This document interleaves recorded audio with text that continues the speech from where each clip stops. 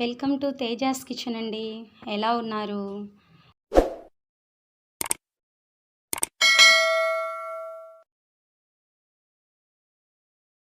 So ఈరోజు మీకు గుత్తి వంకాయ కూర ఈజీగా ఎలా తయారు చేసి చూపించాలో చూపిస్తానండి. ఫస్ట్ వేరుశెనగకాయలను తీసుకొని మంచిగా వేయించుకొని, సో ఒక మిక్సీ జార్లో ఎండు కొబ్బరి, వేరుశెనగకాయలు, ఉప్పు, కారం, పసుపు, అల్లం వెల్లుల్లి పేస్ట్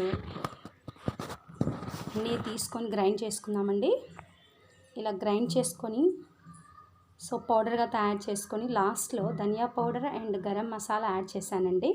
వాటిని మంచిగా కలిపేసుకొని ఇలా కట్ చేసుకున్నాను చూడండి. సో మిడిల్లో ఇలా కట్ చేసేసుకొని వీటిలో నింపేద్దామండి. సో నింపేసి మంచిగా అన్నిటికీ చూడండి ఇట్లా ఈక్వల్ ఉన్న వంకాయలను తీసుకుందామండి. ఇలా ఈక్వల్గా ఉన్న వంకాయలను తీసుకోవడం ద్వారా చూడడానికి మంచిగా కనిపిస్తుంది. అలాగే తాలింపుకు సరిపడా టమోటా, ఉల్లిగడ్డ అన్నీ రెడీ చేసుకున్నానండి. సో ఇక్కడ ఆనియన్ మంచిగా మగ్గించుకుందామండి. కరివేపాకు, టమోటాను కూడా యాడ్ చేసేసుకొని మంచిగా రెడ్డిష్ వచ్చేంత వరకు కలుపుకుందామండి. సో ఇవి మంచిగా బ్రౌనిష్ వచ్చేంత వరకు కలుపుకొని తర్వాత మనం నింపుడు వంకాయను యాడ్ చేసుకుందామండి.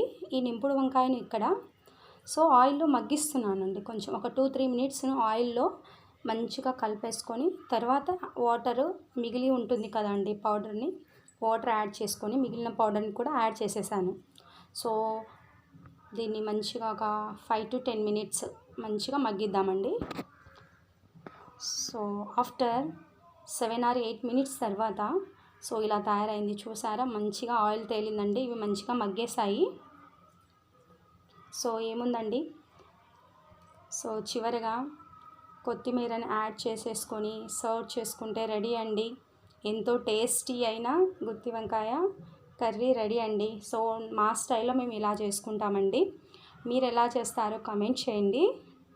సో దీన్ని రోటీలోకి కానీ, చపాతీలోకి కానీ, రైస్లోకి కానీ చాలా బాగుంటుంది. ఒకసారి ట్రై చేయండి. అలాగే నా ఛానల్ని సబ్స్క్రైబ్ చేయండి, లైక్ చేయండి, షేర్ చేయండి. సో మీ సపోర్ట్ నాకు చాలా అవసరం అండి. సో సపోర్ట్ చేస్తారని అనుకుంటున్నానండి. Thank you. Bye bye.